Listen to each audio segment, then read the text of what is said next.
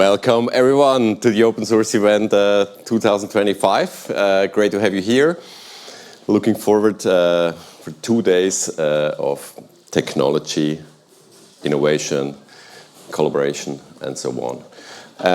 We will have a relaxed agenda, so we'll have about 15 minutes break after each talk or nearby each talk. And maybe I give you some little guidance regarding logistics. For the Siemens folks, this is a public streamed event, so nobody cares about our internal thingies. It's just, I'm within IT, I'm within automation domain, I'm within buildings, etc., etc. That's something people might know outside, but otherwise, yeah, nobody cares. We are Siemens from the outside view done. And also the bandwidth maybe here at the venue is not kind of the 25 gigabit uplink and so on, so please don't do the crazy Docker pull or model pull from Hugging Face, etc. We are here to talk with each other and about technology and having fun, etc. For the remote participants, you can change your name there on the top right. There's kind of a little bit change your name, and then we will try to answer all the questions there as well. During the sessions, at the end, of course, of the sessions, we answer the questions. And it's kind of a family-like event. So as you know, we don't have a special event crew, etc. It's the Code Siemens Com crew organizing that. And also, of course, we have Julia and Vivian at the bar helping us out there. But yeah, keep the venue tidy, bring the empty bottles back to the bar and stuff like this. Otherwise, we have to do all of this. So just as you, same way to behave as at the family party. Of course, also the presentations, recordings, and so on, we're going to publish, as usual, on our website. And yeah, what else? Questions, question-answer section at the end. It's called question and answer because there is a question and an answer. Of course, a lot of people have an opinion about things, but that's maybe something you can then share during the break with other colleagues. If you're asking something, ask a question that is relevant for the audience and something the speaker might be able to answer. And yeah, you can then later on discuss about your opinions. Other than that, I would say, another topic. We have new name tags tomorrow, so you don't have to bring to transfer the name tag to the new T-shirt tomorrow. You get new ones there at the entrance tomorrow. So, then first of all, of course, thank you all the presenters. Thank you to the open source software, to Oncast we're using for streaming, the open broadcast software we're using as well there for streaming here with our fancy colleagues, Fabio and Nates now there on the streaming desk. And of course, thanks all the companies joining us here for the next 2 days. So what happened within Siemens during the last year? Of course, a lot of things, and we are not aware of everything that happened. But maybe just a few things to mention here, the presentations and the events we had at the different kind of conferences like the FOSS Backstage, FOSSDEM, Yocto Project and so on. I had a little lecture at the University of Bern. And of course, for all of you also at the Siemens company, you're just a merge request away to being listed there on the talk section on the open source Siemens.com website. It's on codesiemens.com/Siemens/open source. Everything as code, as usual, as we do it. And provide a merge request so we can list you there. And I think it's super important that we also have that we are seen within the open source world what we are doing. And I'm super convinced we're doing an amazing job in the upstream world, contributing to a bunch of open source projects all over. I'm also very happy, and I hope I'm going to make it this year. We had, thanks to Daniel, we had the open source event in China. So this is the open source at Siemens here in Switzerland, kind of the sister brother event we have thanks to Daniel in China. Maybe we're going to find other people, enthusiasts in other areas on the planet to organize similar events. I hope we're going to join there this year, and it will be, I guess, next event. I have it on another slide. Yeah, I'm going to tell you later on about the next event. One really cool thing from my perspective that happened over the last year is enabling conditional access for open source software. So we all like those kind of, let's say, compliant devices. We have at Siemens, it has been decided to use the Microsoft environment for so-called zero trust or trusted device conditions, etc. And then you need kind of an agent on your device that is checking, is the operating system up to date, is the system properly set up, etc. Do I have disk encryption and so on? And then the applications start to check, is this device secure, and then you can connect, etc. But that's typically only works with the closed source software or with the Edge browser, etc.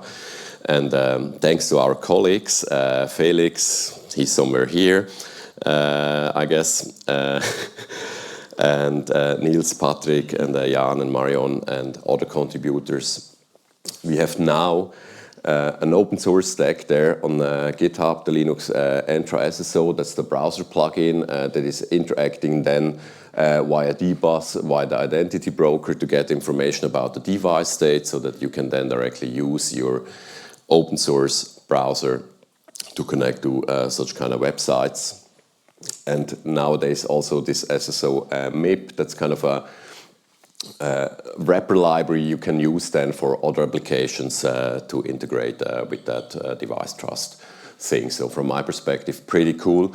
There was a bit of reverse engineering required, so to figure out what's going on here on the dbus system, etc., to know exactly all those flows. But at the end,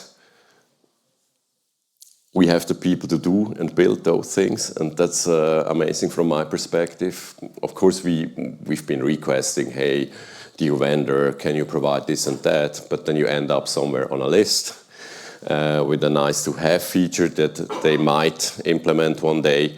And if you have the people with the skills, you can make things happen. So thanks, folks. Keep going. Nice to have that in place. Also interesting, we have a lot of people developing devices, and of course we're using Linux, we're using the Yocto project, we're using software update framework, so here pretty cool. Top 3 in the software update contributors, the Siemens folks, so Christian Storm especially working there in that area. But also I was then looking a little bit at the other projects. As you see here, we have a bunch of folks there on the Yocto project. We have the Peter here, I've seen him today. We have the Adrian here. Stefan, I'm not sure if he's here. Alexander is here, and so on. So we have a bunch of people doing upstream contributions to the Yocto project, and of course also to the Linux kernel. So we're not just kind of configuring, compiling a little bit the Linux kernel. The people contribute to make things work properly within the Linux kernel. Especially important for the products that are running for 20, 30 years to have this long-term support. So there's this long-term support Linux kernel, but there's also the super long-term support for the Linux kernel. I'm not quite sure if it's maybe regular maintenance phase for the Linux kernel is about 3-4 years. I don't know, maybe on 2 years. And the super long term is 10 years. 10 years a Linux kernel. And so we can ship updates and so on for our products. So You see the fire panels at the entry of the building, for example, or building automation controller, but also within train systems, so interlocking systems and stuff like this that are helping us to have a safe ride to the place here, for example, by train. So keep going, guys. It's cool to see what we are doing there in the Linux kernel area and in the embedded space. I think that's important. Also here, we manage also the open source on the GitHub/Siemens. We have a bunch of open source projects. We started with that group there in 2007 or so, I would say. And we manage that also with infrastructure as code, as people are familiar with. As soon as you have all the approvals and stuff, then you get the repo there. This Python S-MIME email, that's something we've built from the code crew. It was, I guess John was asking, hey folks, can you provide that library and so on? And we just decided, hey, let's make that open source so you can easily sign your emails and so on with the Python environment. We will have later on a little talk about the Lint project there, because that's kind of a sister, brother, daughter project of this Element, the design, one of my favorite web application frameworks. We hear about it a bit later. I talked about the SSO MIP, the C library for the identity broker interaction. This is also interesting. Velocify has been an internal platform first for security vulnerability management. Now became an official project, being also sold to external customer, and they provide their SDK CLI for that one. The TypeScript semantic, so that's pretty cool for the PLC, 1500 PLC. You have then comfortable TypeScript library to interact with that thing. We already have one for .NET, but of course a lot of web developers, they don't want to use the .NET, they want to use the TypeScript and the modern web application technologies. Also the certificate management protocol, you might remember last year we had David von OHMB here, the OpenSSL maintainer we have at the company. So the certificate management protocol to issue certificates, especially for device management. If you have your certificate authority there on site, on a plant and so on, we do verification test suites for all those things.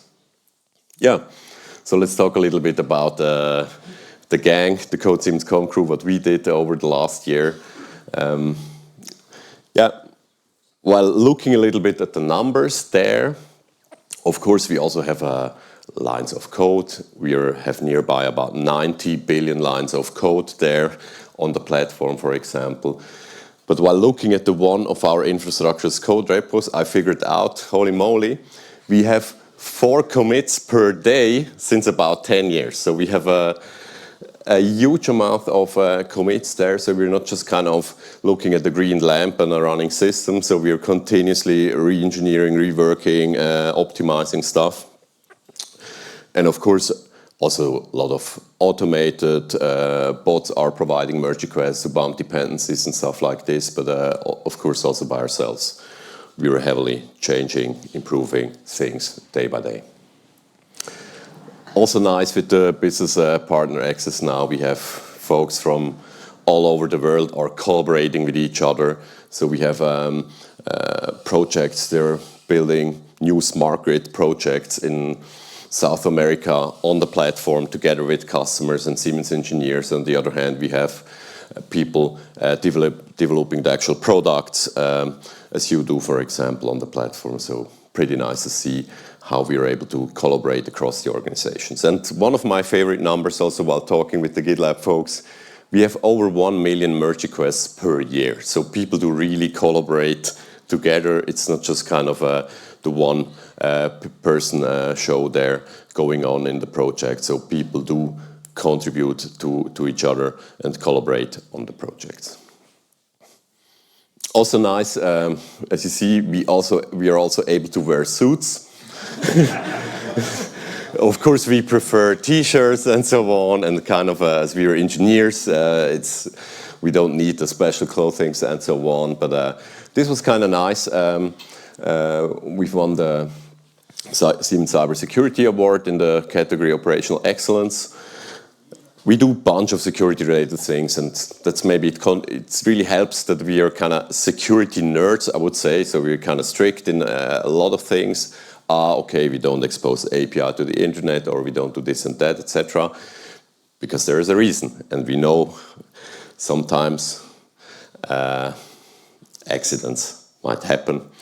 So that's also why we, for example, are partner of the GitHub secret scanning program. So it took us about a year to get the thing in, because back and forth and hey, etc. But now if people are leaking, let's say a personal access token from codesiemens.com on GitHub, it will be revoked automatically within 15 minutes.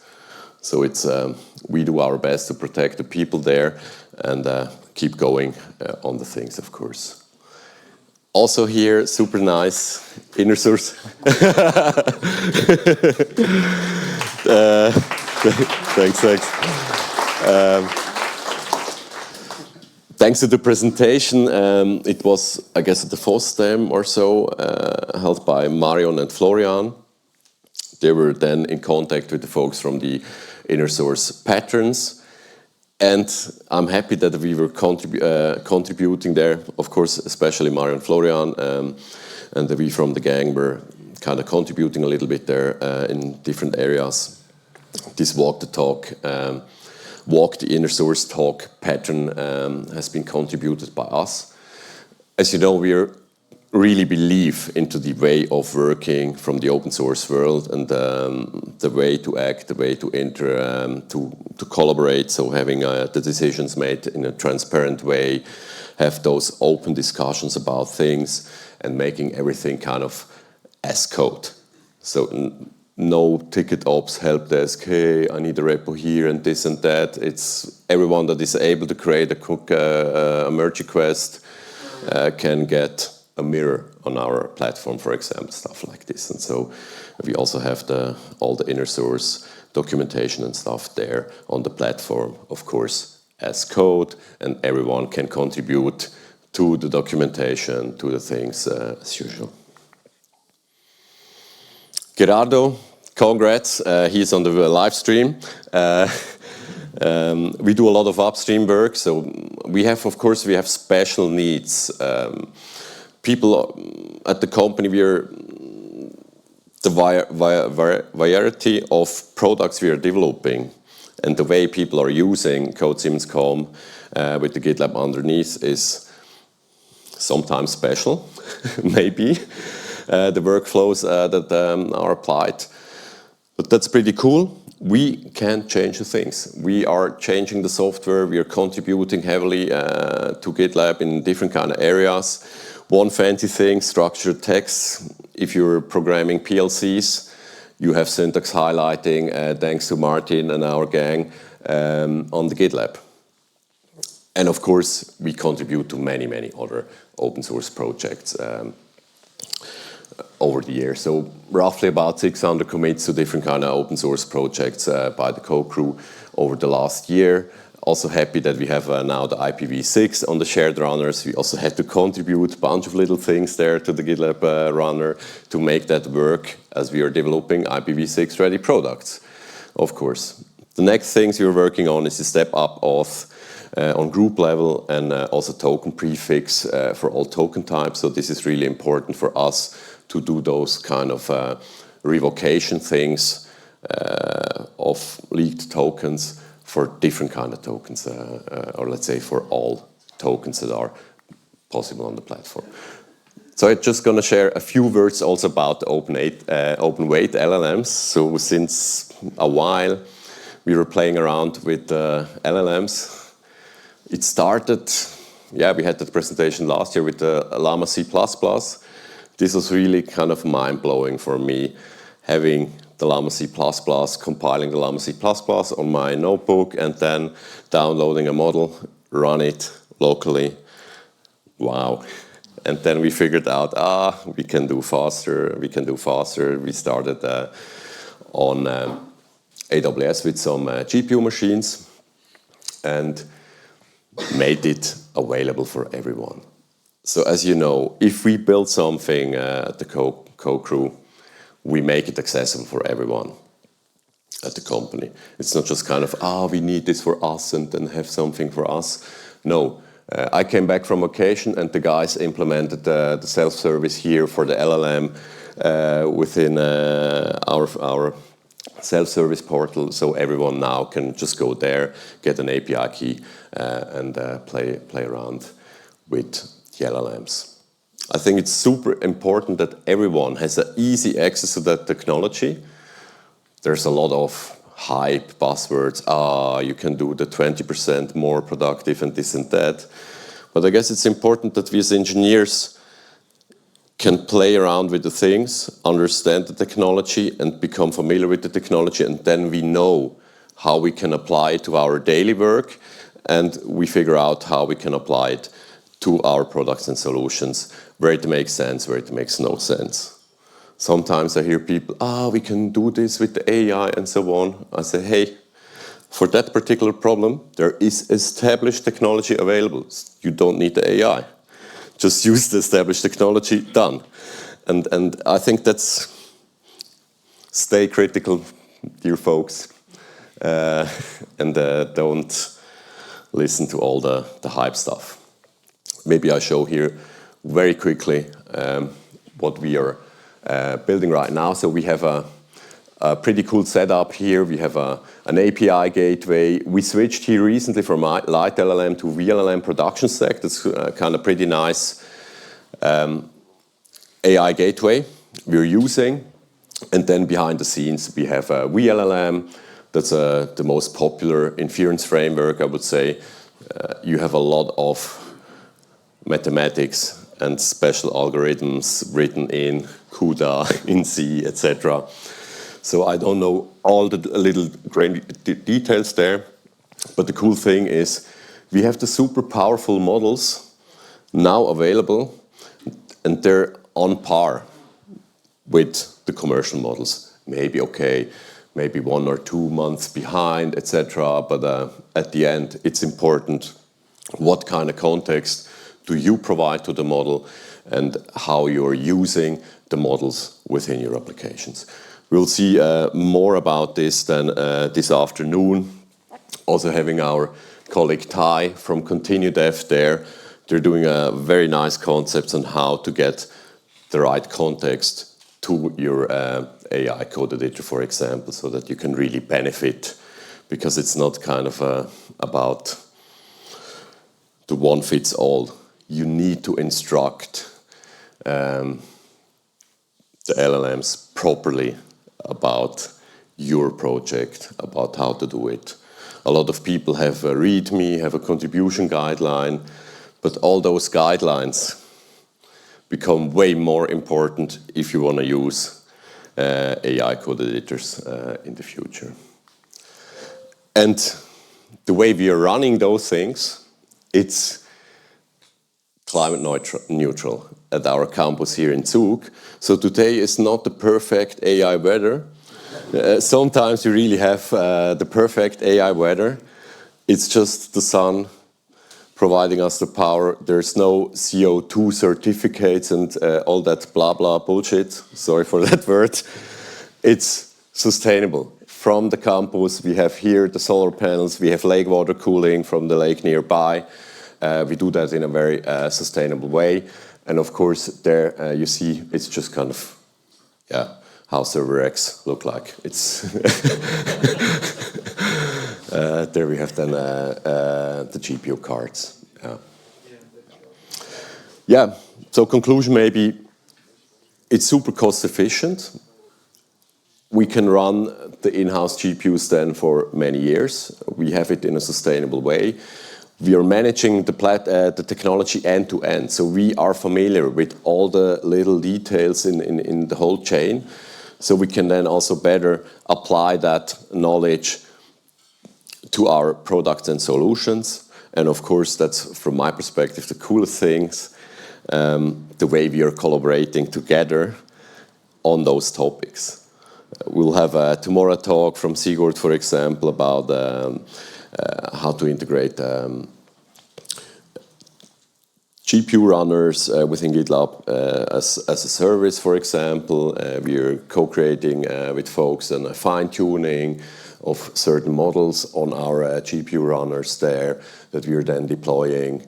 And that's kind of nice that we collaborate and learn together on those things on that road and make things happen.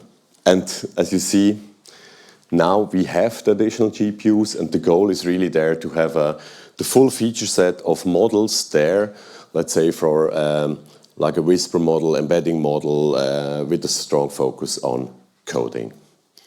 And yeah, we also have some model context protocols, super nice prototypes already in the making. And then I would say, yeah, upcoming topics.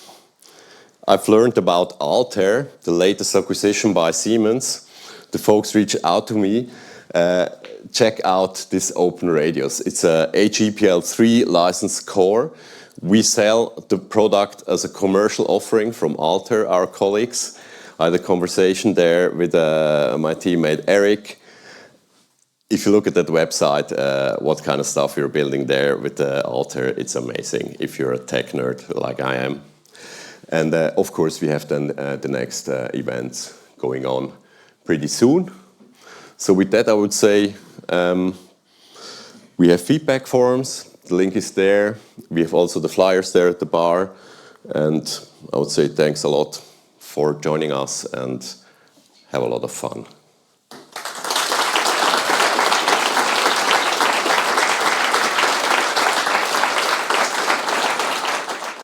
Question for you, Roger, from the chat.